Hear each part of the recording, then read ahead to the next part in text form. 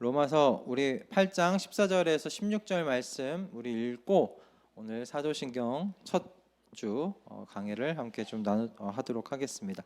로마서 8장 14절 16절 말씀입니다. 로마서 말씀이에요. 로마서 8장 14절에서 16절 말씀 우리 짧은 말씀이니까 함께 읽도록 하겠습니다. 자, 시작. 하나님의 영으로 인도함을 받은 사람은 누구나 다 하나님의 자녀입니다. 여러분은 또다시 두려움에 빠뜨리는 종살이의 영을 받은 것이 아니라 자녀로 삼으시는 영을 받았습니다. 그래서 우리는 그 영으로 하나님을 아빠, 아버지라고 부릅니다. 바로 그때 그 성령이 우리의 영과 함께 우리가 하나님의 자녀임을 증언하십니다. 아멘. 오늘 사도신경 첫 번째 함께 나눌 말씀은 제목은 하나님 아버지를 믿습니다 라는 제목입니다. 이 인물 잘 보시고요. 그 다음 주부터는 좀 뒤에 판판하게 쓰실 수 있도록 판을 좀 준비해 놓도록 하겠습니다. 오늘부터 8주 동안 사도신경을 배우고 알아가려고 합니다. 이 시간 우리가 믿는 바를 좀 정리하는 좀 귀하고 복된 시간이 되었으면 좋겠어요. 우리가 말씀을 따라서 말씀을 강해해서 여러분이 듣고 있는데 그 말씀 하나하나에 좀 뭔가 하나님께서 말씀 가운데 주신 그 교훈들이 교리적인 것들이 다 이렇게 분산되어 있어요. 이거를 좀 하나로 이쁘게 구슬도 꿰어야 보배라고 하잖아요. 잘 이쁘게 꿰었으면 좋겠는데 사도신경의 이 강해 시간이 그와 같은 시간이 되었으면 좋겠습니다. 제가 이 세례교육 내용을 사도신경으로 하게 된 것은 또 찾아보니까 사실 이 사도신경으로 과거에 초대교회에 세례문답을 했다고 합니다. 이 사도신경을 세례문답의 교육으로 사용해 왔던 교회의 전통을 따라서 또 이 사도신경을 정한 것이기도 한데, 여러분 이 사도신경이요, 그 초대교회 목사님들이 그 불신자에서 이제 교회에 막 들어온 학습자가 된 사람들에게 교회 안에 가지고 있었던 그 교리를 설명할 뿐만 아니라 이 세례자들에게 문답 교육으로 사용했다고 합니다. 이게 목사가 질문을 하면 이제 세례 학습자가 대답을 하는 그런 방식이었는데요. 예를 들면 이겁니다. 당신은 전능하신 하나님 아버지를 믿으십니까? 그러면 질문자가 예, 저는 믿습니다. 이와 같은 식으로 문답 교육을 했다고 해요. 자, 근데 여러분 이렇게 그 사용되어진 이 사도신경, 여기 앞에 왜 사도라는 말이 왜 들어갔을까요? 이거 궁금하지 않으셨어요? 사도란 말 왜 들어갔을까? 사도들에 의해서 쓰여졌기 때문에 이 앞에 사도라는 이야기가 들어갔을까요? 어떻게 생각하세요? 네. 아침이라 아침도 아닌데 12시인데 멍하신 건 아니시죠? 왜 사도란 말이 들어갔을까? 작성자가 사도일까? 그렇진 않습니다. 작성자가 사도여서 앞에 사도라는 이야기가 들어간 게 아니에요. 이 사도신경, 이 신경이라는 것이 신앙 고백이라는 뜻이거든요. 이 신앙의 고백의 내용이요, 사도적이어서 그렇습니다. 그러니까 사도들이 가르쳤던 복음이 이 안에 들어가 있기 때문이기도 하고요. 사도신경 안에 있는 신앙의 고백의 내용들이 성경에서 이야기하고 있는 바 그대로이기 때문에, 그래서 이 신앙의 고백을 사도신경, 사도적인 고백이다라고 하게 된 거예요. 이것을 여러분 기본적으로 기본적으로 알고 있는 지식으로 갖고 있으면 참 좋겠다 싶습니다. 그럼 이 사도들이 이 복음과 일치할 뿐만 아니라 성경으로부터 사도신경의 내용이 기원했다는 걸 여러분 어떻게 여러분들 확신할 수 있을까? 성도가 확신할 수 있는 건 뭐 때문인가 하면요, 여러분 사도신경을 여러분이 계속 외우셨는데 이 사도신경의 뼈대가 무엇인지 여러분 아시겠습니까? 혹시 감이 오십니까? 사도신경의 뼈대가요, 여러분, 삼위일체 하나님에 대한 믿음의 고백이 사도신경의 뼈대입니다. 삼위일체 하나님에 대한 고백이 사도신경의 뼈대예요. 삼위일체 하나님께서 하나님 백성을 또 구원하시기 위해 하신 그 내용이 또 이 사도신경의 그 안에 포함되어 있는 내용이기도 합니다. 여러분, 사도신경을 다시 좀 잘 보시면 사도신경 안에 삼위일체 하나님에 대한 믿음의 선언이 그 뼈대를 이루고 있다는 것을 보시게 될 거예요. 사도신경에서 여러분, 내가 믿습니다라고 할 때 각각이 나뉘어요. 성부 하나님, 하나님 아버지를 내가 믿습니다. 그리고 그 외아들 예수 그리스도를 믿습니다. 성자 하나님이죠. 그리고 성령 하나님을 믿는다라는 그 믿음의 고백들이 기록되어 있어요. 그죠? 처음은 천지를 창조하신 하나님 아버지에 대한 믿음의 고백이잖아요. 그리고 성육신 하시고 핍박과 고통을 당하셔서 십자가 위에 죽고 부활하신 하나님의 아들 예수 그리스도에 대한 믿음을 사도신경은 선언하게 하고요.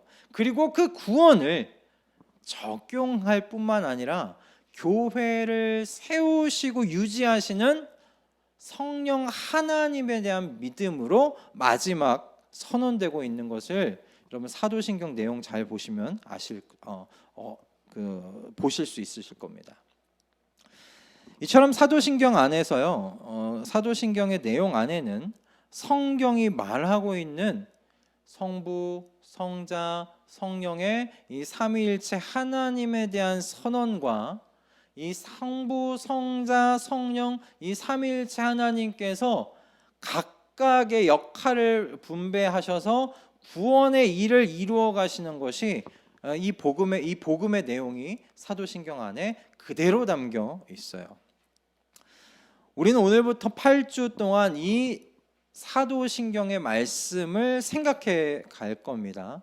그래서 8주간 이 사도신경의 강해가 끝날 때 성부와 성자와 성령 하나님에 대한 이 삼위일체 하나님에 대한 여러분의 그 이해가, 우리의 이해가 깊어져 가기를 바라고요. 그리고 이 복음의 은혜로 우리 모두의 마음들이 충만해질 수 있기를 주님의 이름으로 축복합니다. 아멘. 우리가 그 목적을 향해서 우리 사도신경 이 말씀을 생각해 갈 거예요. 먼저 우리가 좀 생각해 봐야 할 것은 이겁니다. 하나님 아버지를 믿는다라는 이 신앙의 고백, 이걸 좀 우리가 생각해 보려고 하는데, 이에 앞서서 먼저 다뤄야 될 것이 이 믿는다라는 거예요.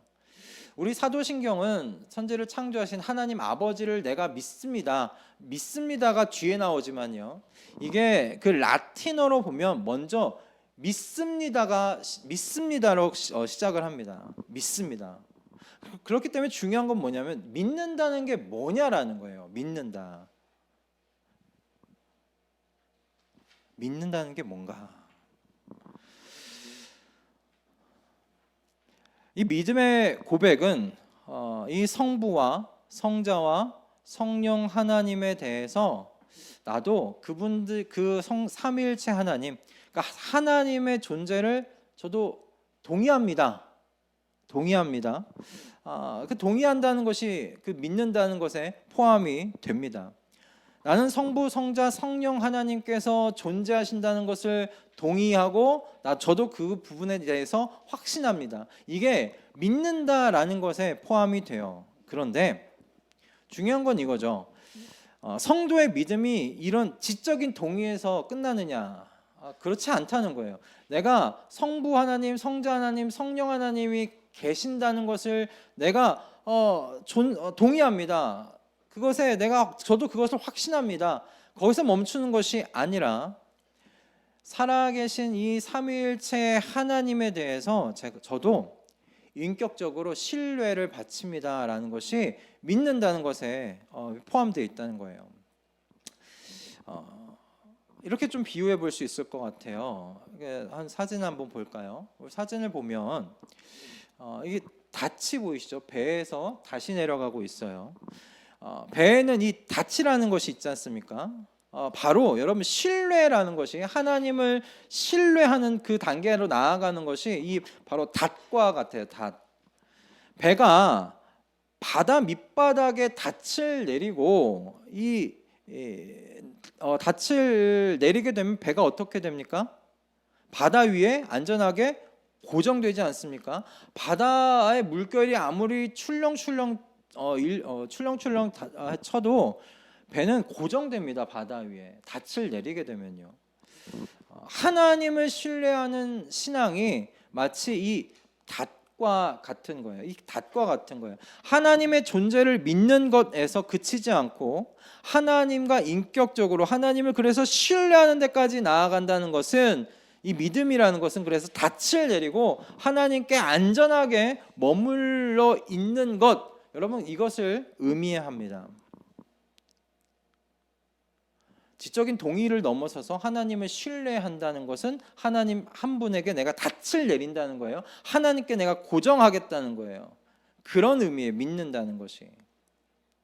여러분 이와 같이 하나님을 신뢰해서 하나님께 닻을 이제 내린 사람들, 하나님께 고정된 사람들, 여러분 이 사람들이 된다면 이어지는 행위가 무엇이어야 하는가? 여러분 하나님이 계시다는 지적인 동의가 아니라 실제로 이 하나님께 인격적으로 반응해서 닻을 내린 이 성도는요,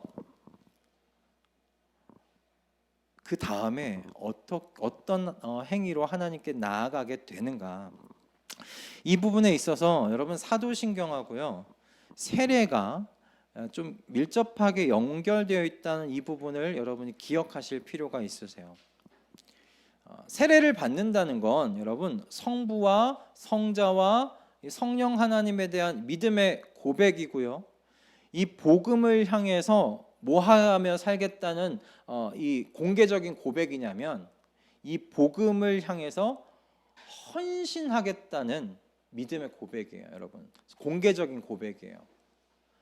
성부와 성자와 성령 하나님이 계시다는 것을 신뢰해요. 닻을 내려요.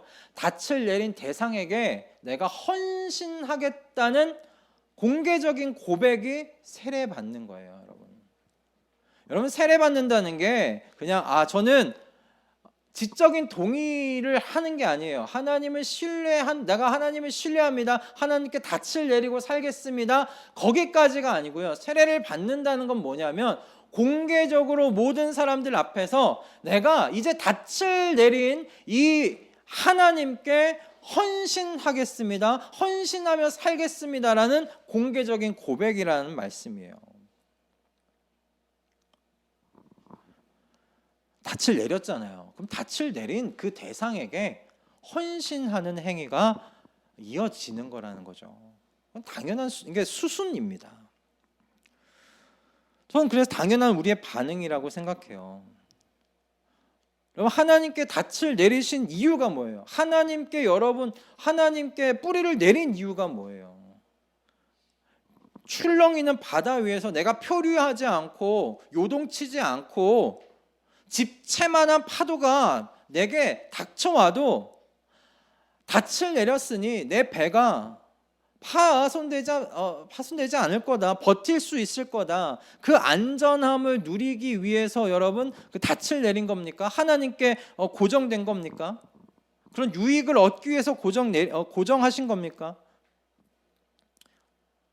여러분 맞아요. 하나님께서 우리에게 그와 같은 복을 주세요. 안전한 삶을 살아갈 수 있도록 하나님께서 복을 내려주시기도 하세요. 우리가 그런 복을 받기도 해요. 그런데 여러분 그럼 이처럼 우리에게 단단한 반석이 되어주시는 그 하나님께 우리가 드려야 하는 것, 반응, 헌신이지 않겠느냐는 거예요. 우리는 이것을 그래서 믿음의 헌신이라고 해요. 믿는다는 건 하나님 계십니다. 저도 하나님 계시다는 것에 동의합니다.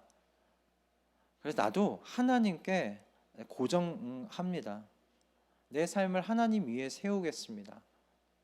그냥 그 정도가 아니라는 거예요. 믿음이라는 건 여러분 헌신을 동반해요. 내가 믿는 바에 헌신하는 것을 동반해요. 그래서 여러분 믿음이 순종이라는 행위하고 짝짝꿍이 되는 거예요. 한 몸이 되는 거예요. 믿음하고 행위를 구별하지 않잖아요. 믿음 따로 행위 따로라고 여러분 그렇게 가르침을 받으셨습니까? 아니잖아요. 여러분, 믿음과 순종이라는 행위가 한 몸인 것은 여기에서 비롯되는 거예요. 믿음은 헌신을 동반해요. 내 반석이 되어주신 분, 내가 닻을 내리게 해주신 분, 그래서 내 인생이 집채만 파도가 닥쳐와도 출렁이지 않게 해주신 이 하나님께 내가 헌신하는 것이에요.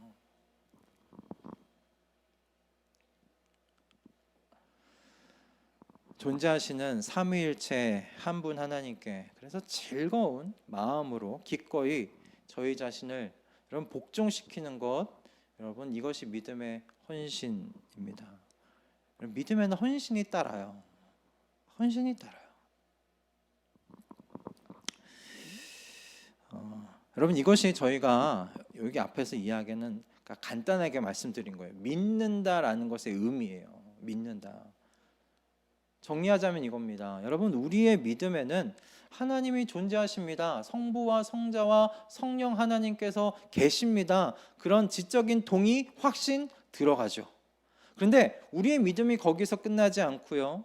존재하고 확신한다는 그 하나님께서 저와 여러분에게 인격적으로 찾아오셔서 만나주시고 그 하나님을 느끼게 해주시고 그 하나님의 마음을 알게 해주시고 이런 교제가 일어나는 그런 신뢰의 그 관계로 하나님께서 이끌어 가신다는 거, 이 믿음 안에 포함돼요. 그래서 그 하나님께 우리가 닻을 내리는 거죠. 아, 하나님, 이 하나님께 제가 고정되겠습니다. 이 하나님만 내가 알겠습니다. 그렇게 그 하나님께 고정하고 뿌리 내리는 거예요. 그게 믿음 안에 포함되는데, 그러면 우리가 어떻게 우리가 하나님께 반응하며 나아가는가? 헌신이 그래서 믿음 안에 포함된다는 겁니다. 내가 하나님만 알겠다고 지금 고백했잖아요. 삼위일체 하나님의 존재를 내가 확신하잖아요. 그럼 그 하나님께 우리가 헌신하는 것이죠. 그리고 그 헌신이 어떻게 나타나는가? 하나님의 모든 말씀에 대한 순종이라는 그 행위로, 그 행동으로 드러난다라는 겁니다. 그래서 여러분 우리가 가지는 이 믿음이요 그냥 말뿐일 수가 없는 거예요. 내가 하나님 믿습니다. 성부, 성자, 성령 하나님 계신 거 제가 믿습니다. 그렇게 말뿐으로 끝날 수 없는 거예요. 믿음의 이 헌신이 순종으로 나타난다면 믿음은 여러분 그래서 순종의 행위와 한 몸일 수밖에 없다는 것이죠. 그래서 야고보 사도가 이렇게 이야기하는 거예요. 행위가 없는 믿음은 죽은 믿음입니다. 그렇게 이야기하는 거예요. 행위가 뒤따르지 않는 믿음은 죽은 믿음입니다. 그렇게 이야기하는 거예요.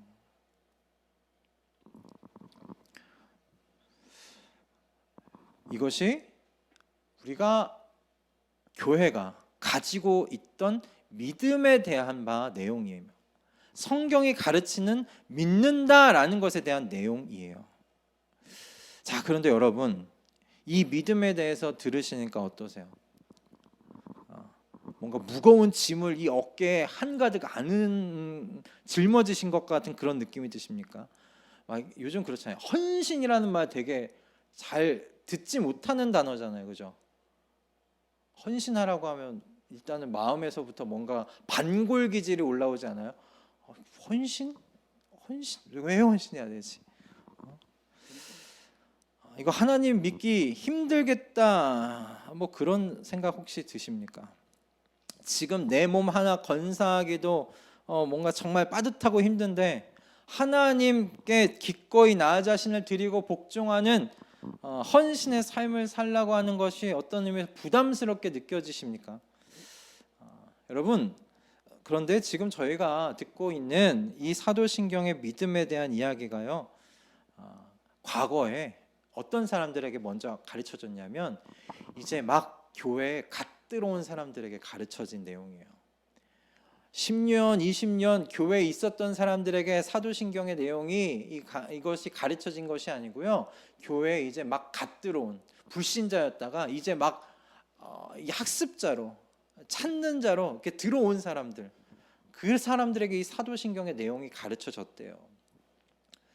저는 이 초대교회 시대에 생존했던 이제 갓 신앙을 가졌던 성도들, 그 성도들도 우리처럼 어떤 의미에선 야 헌신, 지금 나 하나 건사하기도 힘든데 어떻게 하나님께 헌신하라고 하시나, 그렇게 생각할 수도 있겠다 싶어요. 오늘날은 그래도 여러분 그 주 5일 근무잖아요. 과거에 초대교회 때 주 5일 있었어요? 없었어요. 주일이라는 개념도 없었어요, 사실 처음에는. 초대교회 시대 그래서 대부분이 노예요, 노비였던 이 성도들이요, 그냥 매일매일 일해야 했어요. 주 1이라고 이야기되는 그때도 일해야 했어요. 그래서 오전과 오후 할 일 다 마치고 저녁이 돼서야 사실은 모여서 예배를 드렸던 것이 과거 초대교회 때의 예배의 모습이었어요. 여러분 얼마나 힘들었겠어요. 힘들었겠어요. 정말 어떤 의미에서는 졸면서 예배 드렸던 사람들이 있었을 것 같아요. 몸이 너무 힘드니까. 그런데 믿음의 헌신에 대해서 이야기를 들어요. 그런 힘든 몸으로.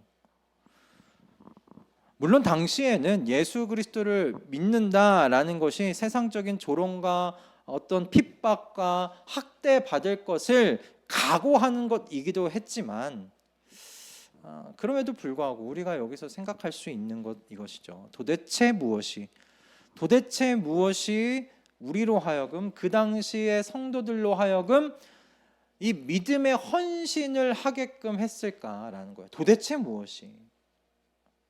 믿음의 내용 안에 헌신이라는 것, 순종이라는 것이 빼먹지 않고 분명히 들어가는데, 이 믿음의 헌신과 순종이라는 것을 해 나아갈 수 있게끔 하는 바로 그 에너지, 그 능력, 그 힘, 그게 도대체 무엇이었을까라는 거예요.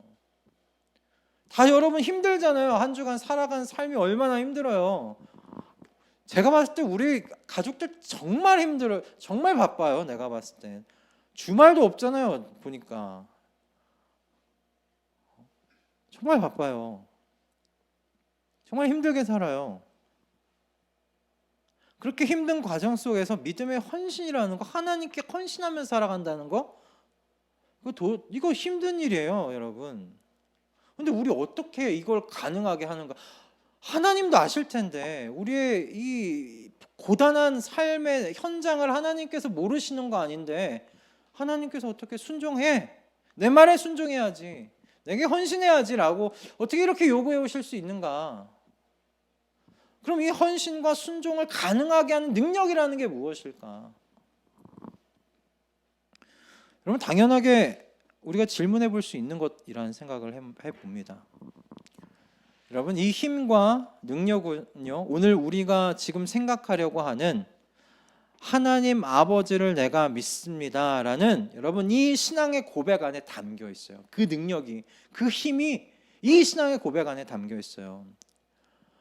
우리는 이 담겨 있는데 너무 무미건조하게 우리 사도신경으로 우리의 신앙을 고백하며 하나님 앞에 나아가겠습니다.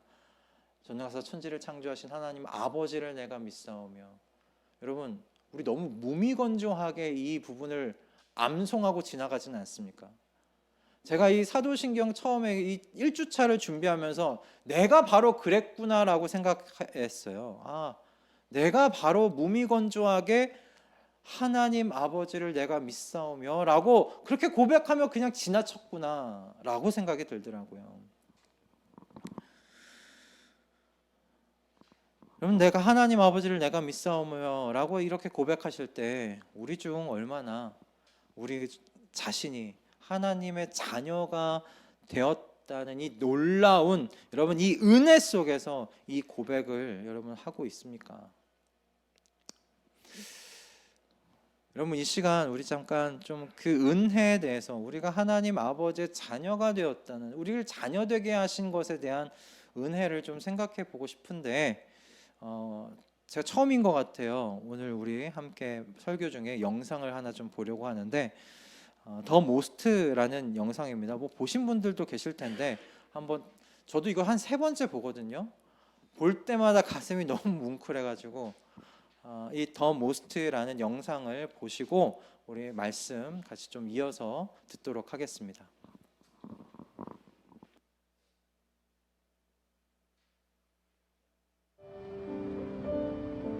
Vždycky, když svítí, tak víš, že na tebe někdo myslí. Ty jsi hlava. A teď doopravdy.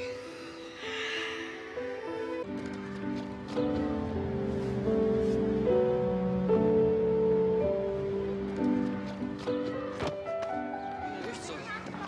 Bychom museli zrušit WC.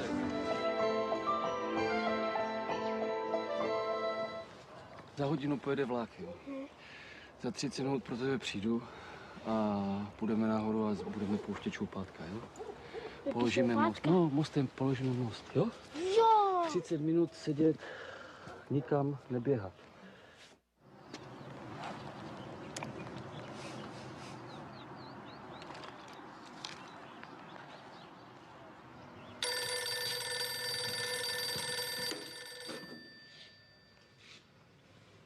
Jo, jasně.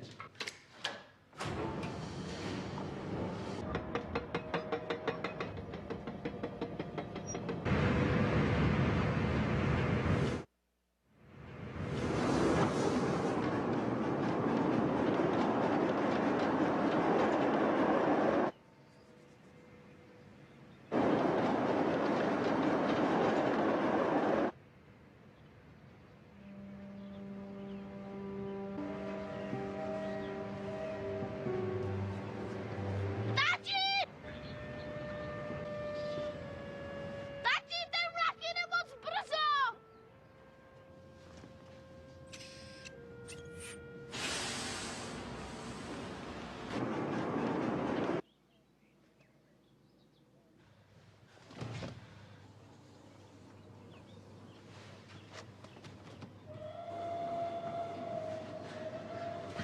Láďo! Láďo! Láďo!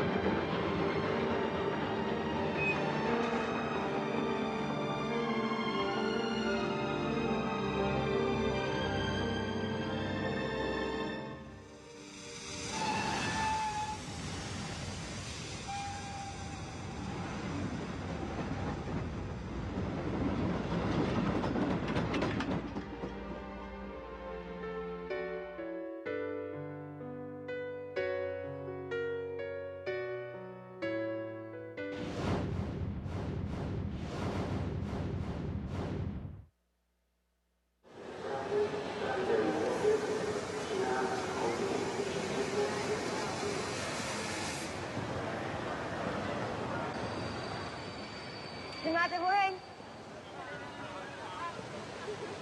Oheň. I'm sorry. You are a nice boy, but I'm too beautiful for you. Goodbye, Brad from America.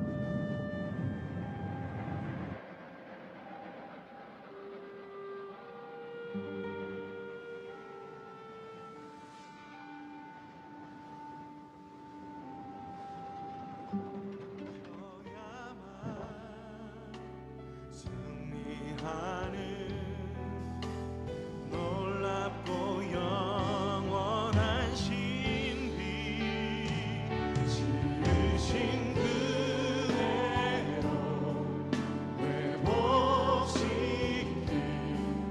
우리의 창조주 그리스도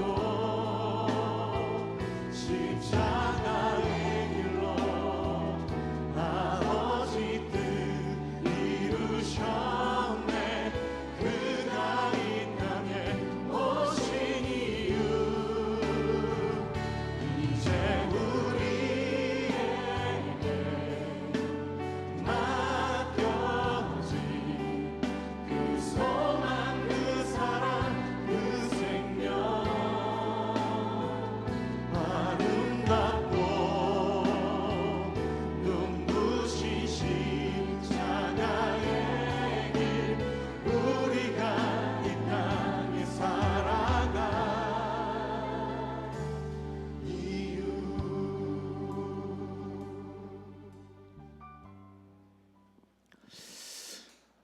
네. 오늘 그 더 모스트라는 영상인데 이 영상을 통해서 같이 좀 함께 나누고 싶었던 것은 그겁니다. 하나님 아버지를 내가 믿사오며라고 우리가 함께 그 고백을 할 때, 여러분 하나님께서 저와 여러분의 아버지가 되시기 위해서 치러야 했던 대가를 우리가 기억하셨으면 좋겠어요. 저와 여러분께서 하나님을 아버지라고 부를 수 있었던 것은 성자 되시는 하나님의 아들 예수 그리스도께서 죽으셨기 때문입니다. 저와 여러분을 대신해서 죽으셨기 때문이에요. 성부이신 하나님께서 하나님의 아들이신 예수 그리스도를 십자가에 달려 죽게 하시는 것을 결정하셨어요. 그리고 그 십자가의 길로 아들을 이끌어 가셨어요. 아버지께서요. 예수님의 십자가의 고난과 여러분 죽으심을 잘 표현한 영화 중에 그 패션 오브 크라이스트가 있잖아요. 그 패션 오브 크라이스트를 여러분 보셨는지 모르겠지만 저는 그 감독이 참 잘 각색했다고 싶어요. 예수 그리스도의 그 십자가의 죽으심의 그 장면을. 예수 그리스도께서 십자가에 죽으실 때 그 패션 오브 크라이스트 장면 가운데 뭐가 나오냐면 하늘에서요 눈물 한 방울이 뚝 떨어져요. 성경에는 없지요. 그런데 그 눈물이 땅에 떨어졌을 때 땅에 지진이 일어나요. 지진이 나요. 감독이 알아서 각색을 한 거예요. 근데 감독이 생각한 건 거예요. 성부께서도 하늘에서 우셨을 거다. 성자가 십자가에서 죽으실 때. 전 너무 잘 표현한 각색이라고 생각이 들었어요. 여러분 이사야서 53장 5절 말씀 잘 아시죠? 이사야서 53장 5절 말씀인데 우리 함께 좀 읽어볼까요? 자 시작. 그러나 그가 찔린 것은 우리의 허물 때문이고 그가 상처를 받은 것은 우리의 약함 때문이다. 그가 징계를 받음으로써 우리가 평화를 누리고 그가 매를 맞음으로써 우리가 병이 나았다. 아멘. 여러분 이 말씀 암송하고 계실 텐데 잘 알고 계실 말씀이고 무슨 말씀으로 여러분 알고 계세요? 저와 여러분의 죄를 위해서 예수 그리스도 하나님의 아들께서 이 십자가 위에서 고통당하셨다는 것으로 묵상하시잖아요. 그런데 오늘 이 사도신경의 말씀을 묵상하면서 제게 이 말씀이 이렇게 다가오더라고요. 성자의 고난과 여러분 고통이 언제나 성부 하나님의 슬픔과 눈물로 연결되었었겠구나. 어떤 아버지가 사랑하는 아들이 찔리고 상처받고 매 맞는 그 길 가는데 어떤 아버지가 기뻐하고 그 길을 축하해 줄 수 있겠습니까? 예수 그리스도께서 십자가의 그 길로 갈 때, 십자가에 달려 죽으실 때 사람들의 조롱과 매맞음을 당할 때 하늘에 계셨던 성부께서도요, 하나님께서도 슬퍼하셨다는 거예요. 눈물 흘리지 않으셨겠어요? 오직 저와 여러분을 사랑하셔서 하나님의 자녀가 되게 하시려는 하나님의 여러분 그 뜻 가운데서 하나님께서 이 일을 이루신 거예요. 그래서 바울 사도가 여러분 고린도 교회에 쓴 편지에서 이렇게 이야기합니다. 고린도전서 6장 19절과 20절 말씀인데 제가 읽어드릴게요. 여러분은 여러분 자신의 것이 아닙니다. 여러분은 하나님께서 값을 치르고 사신 사람들입니다. 사들인 사람입니다. 라고 이야기합니다. 하나님 아버지께서 하나님의 아들이신 예수 그리스도의 죽으심이라는 그 값을 치르셔서요, 저와 여러분을 자녀 되게 하셨어요. 자녀로 삼으셨다고 이야기했습니다. 그러니 예수님께서 하나님의 자녀가 된 백성들에게 근심과 걱정이라는 불신앙을 버리라고 그래서 이야기하는 것이에요. 마태복음 6장 31절과 32절 말씀입니다. 이것도 너무 잘 아시는 말씀인데 여러분 같이 읽어볼까요? 함께 읽겠습니다. 시작. 그러므로 무엇을 먹을까, 무엇을 마실까, 무엇을 입을까 하고 걱정하지 말아라. 이 모든 것은 모두 이방 사람들이 구하는 것이요, 너희의 하늘 아버지께서는 이 모든 것이 너희에게 필요하다는 것을 아신다. 아멘. 여러분, 예수님께서 말씀하시는 바가 이게 무엇이에요? 아버지가 없는 고아야. 무슨 말씀입니까? 아버지가 없는 고아는 이방 사람들이에요. 아버지가 없는 사람들은 어떻게 해야 돼요? 걱정하죠. 당연히 근심해야 되는 것이 당연합니다. 뭘 먹을까, 뭘 입을까, 어디서 살까 걱정할 수밖에 없어요. 혼자인데 걱정하겠죠. 하지만 여러분, 만약에 자녀가 아버지가 있다면 사실 걱정할 거리가 아니잖아요. 만약에 자녀가, 제 아들이, 우리 선율이가 저한테 오늘 뭘 먹을지, 뭘 입을지, 뭘 마실지 근심 걱정을 한다. 여러분 생각해 보면 제가 기분이 굉장히 나쁠 것 같아요. 왜 그럴까요? 그 말 자체가 뭘 의미해요? 아버지는 능력이 없어라는 걸 의미하는 거잖아요. 날 입힐 능력이 없고, 날 먹일 능력이 없고, 내게 마실 것을 제공해줄, 공급해줄 능력이 없다는 것을 의미하잖아요. 그러니 우리가 내가 뭘 먹을지, 뭘 마실지, 뭘 입을지 그런 사는 거에 대한 근심 걱정을 한다면 예수님의 이야기는 이거예요. 너가 하늘 아버지를 능력 없는 아버지로 너가 생각하는 거야 라고 말씀하시는 거예요. 또는 이거죠. 하늘 아버지께서 자녀에게 애정이 없는, 사랑이 없는 그런 무정한 아버지로 생각하는 거지. 내가 필요한 것을 공급해주고 제공해줄 그 마음을 가지고 있지 않는 그런 무정한 아버지로 생각하는 것. 이 두 가지가 아닌 이상 어떻게 그렇게 근심할 수 있겠느냐는 거예요.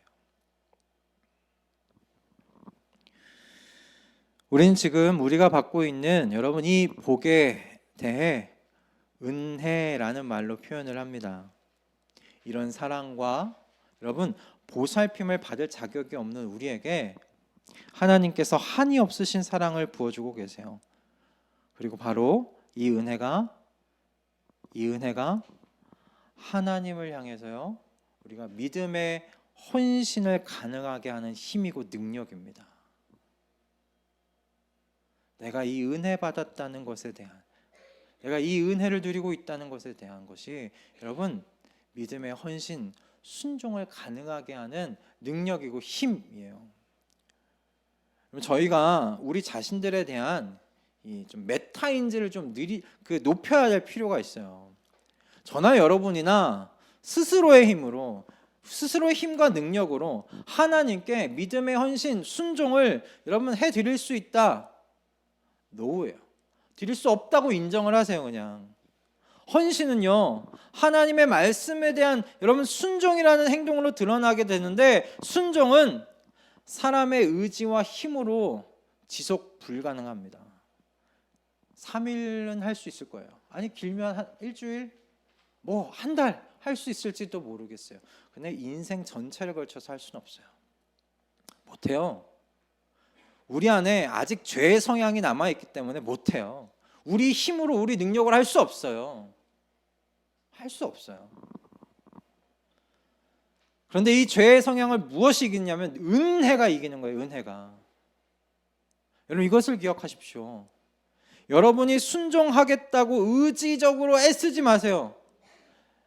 내가 말씀대로 살아봐야지, 여러분 의지적으로 애쓰지 마세요. 하나님께서 여러분의 아버지가 되신 여러분 이 내용, 이 복음의 내용을 여러분 묵상하세요. 그래서 그 은혜 가운데 머물러 있기만을 애쓰세요. 그러면 내게 이 은혜를 주시는 이 하나님께 헌신해 드리고 싶어요. 헌신하고 싶어요. 헌신을 드리고 싶어요. 순종하고 싶어져요. 하고 싶어져요, 여러분. 은혜가 그와 같은 마음을 불러일으켜요. 여러분 바울 사도의 고백을 한번 들어보십시오. 고린도전서 15장 10절 말씀입니다. 제가 한번 읽어드리도록 하겠습니다. 제가 읽어드릴게요. 그러나 나는 하나님의 은혜로 오늘의 내가 되었습니다. 나에게 베풀어 주신 하나님의 은혜는 헛되지 않았습니다. 나는 사도들 가운데 어느 누구보다 더 열심히 일했습니다. 그러나 이렇게 된 것은 내가 아니라 나와 함께 하신 하나님의 은혜입니다. 여러분 바울이 오늘 우리가 알고 있는 바울이 된 것은요, 바울 스스로의 의지 아니에요. 바울이 열심히 노력해서 아니에요. 그가 하나님의 말씀대로 순종하고 그 복음을 목숨을 걸고 그렇게 전파하고 교회를 세우는 여러분 이런 사역을 할 수 있었던 것은 무엇이냐면, 그 힘과 능력이 어디서 나왔냐면 하나님의 은혜로부터 나왔다고 고백하고 있는 거예요. 하나님의 은혜가 지금의 나를 만들었어요. 하나님의 은혜 때문에 제가 순종하면서 살 수 있었어요. 하나님의 은혜로 오늘의 내가 되었습니다. 이것이 바울 사도의 고백이에요. 저는 사도신경을 우리가 강의하는 8주 동안의 이 기간 동안 저희 가족들의 믿음의 고백이 동의하는 것, 그리고 하나님을 신뢰하는 수준을 넘어서기를 바라요.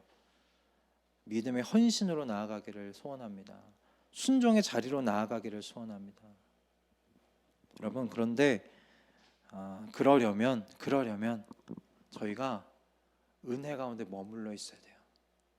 내가 하나님을 아버지라고 부를 수 있게 되게 그렇게 만들어 주신 여러분 그 하나님의 은혜를 여러분 기억하실 수 있었으면 좋겠어요. 오늘의 이 영상도 그 은혜를 다 담지는 못해요. 어떤 면에서는 좀 부족한 부분도 있어요. 그러나 여러분 저와 여러분을 자녀로 삼으시기 위해서 하나님 아버지께서 아들을 희생시키셨어요. 십자가 위에 희생시키셨어요. 우리가 그 은혜에 8주 동안 머물렀으면 좋겠습니다. 그리고 그 은혜의 힘을 힘입어서 우리가 하나님께서 주신 모든 말씀에 순종하는 그와 같은 믿음의 헌신을 우리 하나님께 드리며 그 하나님께로 가까이 나아가는 저와 여러분 다 되시기를 주님의 이름으로 축복합니다. 그래서 우리가 먼 훗날 하나님 앞에 나아가기 전에 우리가 바울 사도와 같이 하나님의 은혜로 오늘의 내가 되었습니다. 그렇게 고백할 수 있는 저와 여러분 다 되실 수 있기를 주님의 이름으로 축복합니다. 아멘.